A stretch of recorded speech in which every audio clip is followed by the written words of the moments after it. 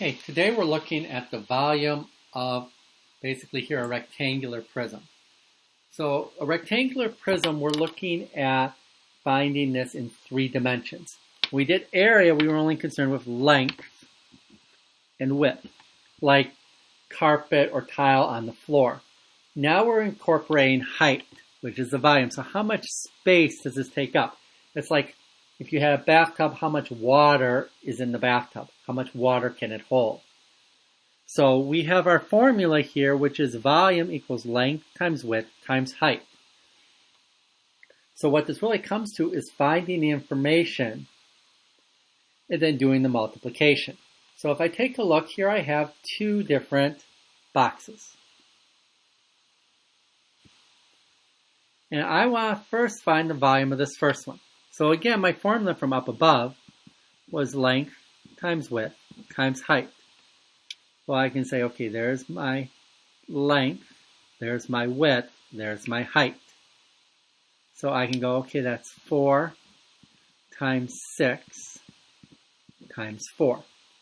Now, in reality, it doesn't really matter with the 3 numbers which one you call which. Because since you're multiplying the 3 numbers together, what order you multiply them in doesn't matter. You're going to get the same answer in the end. So when I do this, I go 4 times 6 times 4, I get 96 meters. And because we're talking about 3 dimensions, each one of these creates a little cube. That's 96 meters cubed. Now if I look at this next one here, again, I have this and it's 3 dimensions. So I can say there's my length, there's my width, there's my height. So I'm going to go 2.8 times the 7 times the 9.5. Again, all I need to do is to multiply them together. And I get my volume is 186.2 inches cubed, because again, volume is a cubic measurement. And a lot of times when they're doing this, they're not going to try to confuse you or give you something to throw you some sort of curveball. They're going to give you the 3 numbers. They may include fractions, they could include decimals, but all you still have to do is multiply those 3 numbers together.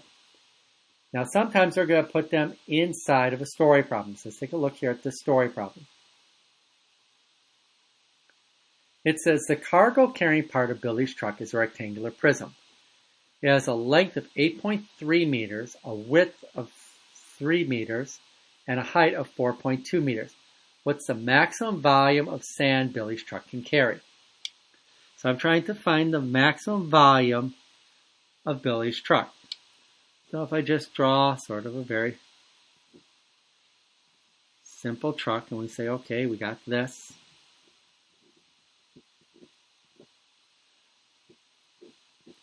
And this truck has 3 dimensions.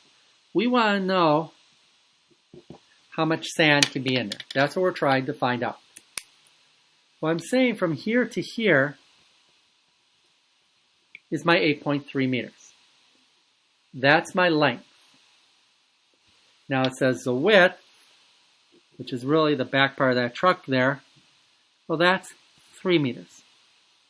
Then this here becomes its height, which is 4.2 meters.